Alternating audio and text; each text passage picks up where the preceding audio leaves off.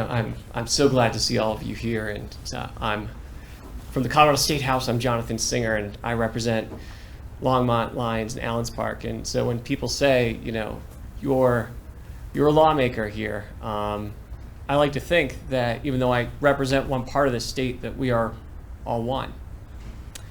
And before I begin, I just wanted to say two things.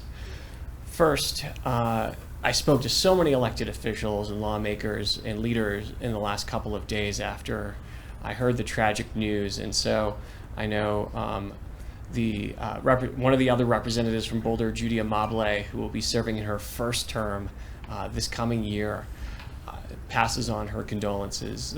Mayor Hancock's chief of staff, council members, Amanda Sandoval and council member Sawyer and Representative Gonzalez Gutierrez all shared their condolences and are sorry that they couldn't be here today as well.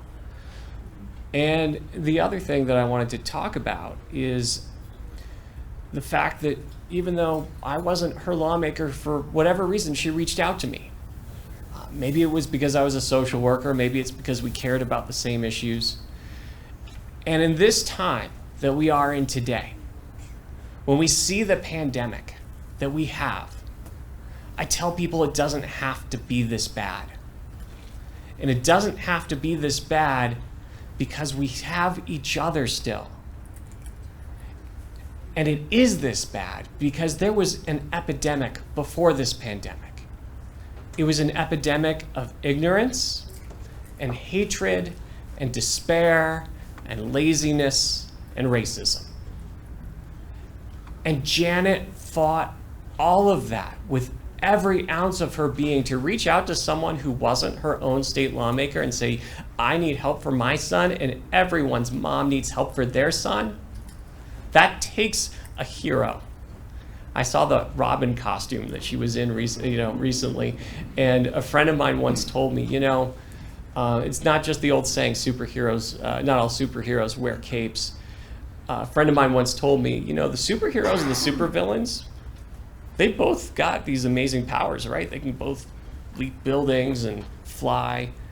The real superheroes are the people who aren't afraid to pick up the phone and call the people who are responsible for taking care of all of us to make sure they're doing their job. Those are the heroes. Janet was the hero. And so, to the kids, to the grandkids especially, I know these can be kind of long, and we're all remembering your mom right now, and if you feel sad, I think it's because she did an amazing job for people we don't even know. And if you feel angry, I'm angry too, because we've got a lot of work to do, and I know we can do it together.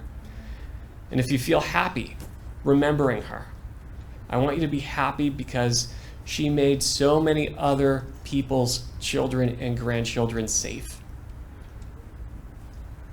That's your mom's, that's your grandma's legacy. And so we have this saying in my Jewish tradition, when someone passes away, when someone dies, we say, may her memory be a blessing. Well, what does that mean?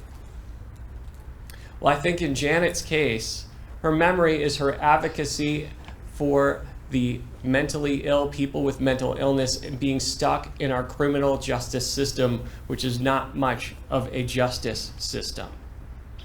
And her legacy is creating a program that diverts people away from our jails and into hospitals and into the arms of loving parents and children. And so to make her memory a blessing, let's take that foundation she built and build up walls and doors and windows and skylights, because the work is never done.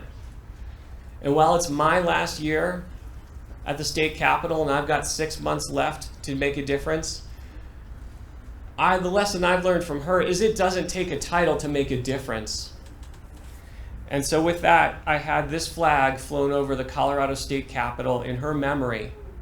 And I imagine this flag looking over Capitol Hill and the state of Colorado as she looked over her own children, over her own family, and every member of our state and nation like she was a family member.